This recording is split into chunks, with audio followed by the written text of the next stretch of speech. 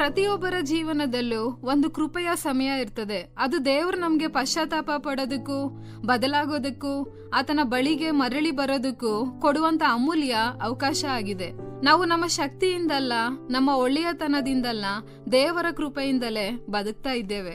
Friends, ಮೊದಲನೇದಾಗಿ ಕೃಪೆಯ ಸಮಯ ರಕ್ಷಣೆಯ ಸಮಯ. ದೇವರು ಯಾರು ನಾಶವಾಗಬಾರ್ದಂತ ಹೇಳಿ ಬಯಸ್ತಾನೆ. ಆದ್ದರಿಂದ ಆತನು ನಮ್ಗೆ ಕೃಪೆಯ ಸಮಯವನ್ನ ಕೊಟ್ಟಿದ್ದಾನೆ. ನಾವು ಇಂದು ಜೀವಂತವಾಗಿದ್ರೆ ಅದು ದೇವರ ಕೃಪೆಯ ಗುರುತು. ದೇವರು ನಮ್ಮ ತಪ್ಪುಗಳನ್ನ ತಕ್ಷಣ ಶಿಕ್ಷಿಸೋದಿಲ್ಲ. ಆತನು ತಾಳ್ಮೆಯಿಂದ ನಮ್ಮನ್ನ ಕಾಯ್ತಾನೆ. ನಾವು ಆತನ ಬಳಿಗೆ ಹಿಂತಿರುಗ್ಬೇಕಂತ ಹೇಳಿ ಬಯಸ್ತಾನೆ. ಪ್ರತಿಯೊಂದು ಹೊಸ ದಿನವೂ ಕೂಡ ದೇವರು ಕೊಡುವಂತ ಮತ್ತೊಂದು ಅವಕಾಶ ಆಗಿದೆ. ಎರಡನೆಯದಾಗಿ ಕೃಪೆಯ ಸಮಯ ಬದಲಾವಣೆಯ ಸಮಯ. ದೇವರ ಕೃಪೆ ಕೇವಲ ಕ್ಷಮಿಸೋದಲ್ಲ, ಅದು ನಮ್ಮನ್ನ ಬದಲಾಯಿಸ್ತದೆ.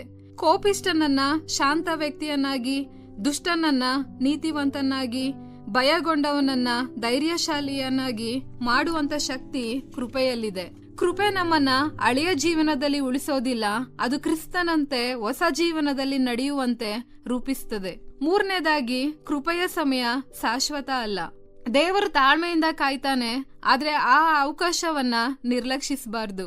ಇಂದು ಇರುವಂತ ಅವಕಾಶ ನಾಳೆ ಇರೋದಿಲ್ಲ.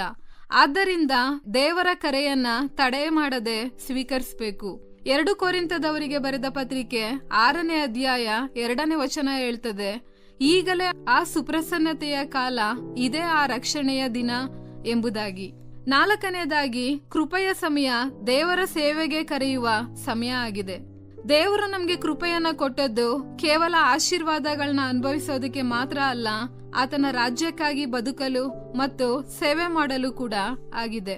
ಕೃಪೆಯನ್ನ ಪಡೆದಂತ ಜೀವನ ಸುಮ್ಮನೆ ಇರಬಾರ್ದು. ಅದು ದೇವರ ಮಹಿಮೆಯನ್ನ ಪ್ರತಿಬಿಂಬಿಸುವಂತ ಜೀವನ ಆಗ್ಬೇಕು.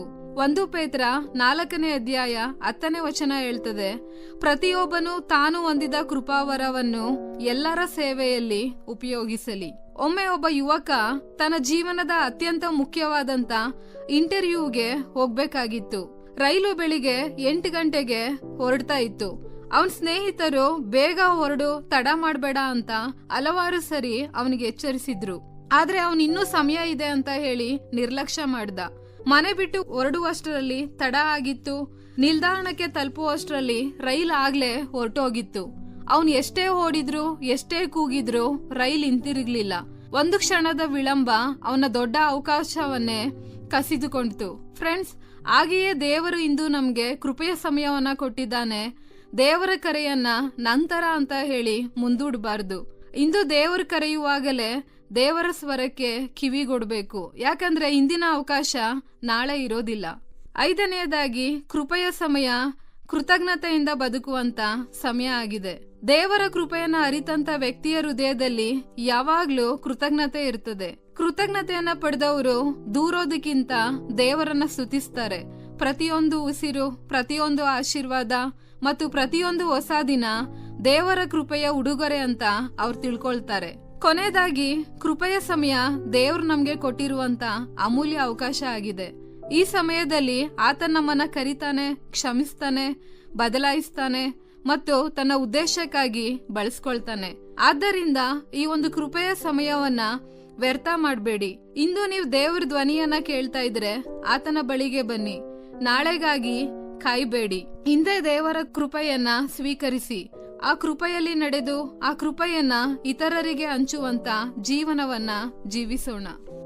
ಈ ಕಾರ್ಯಕ್ರಮದ ಬಗ್ಗೆ ನಿಮ್ಮ ಅಭಿಪ್ರಾಯ, ಸಲಹೆಗಳು ಹಾಗೂ ಯಾವುದೇ ಪ್ರಾರ್ಥನಾ ಮನವಿಗಳಿದ್ದಲ್ಲಿ ನಮ್ಮ ದೂರವಾಣಿ ಸಂಖ್ಯೆಗೆ ನೀವು ಕರೆ ಮಾಡಬಹುದು.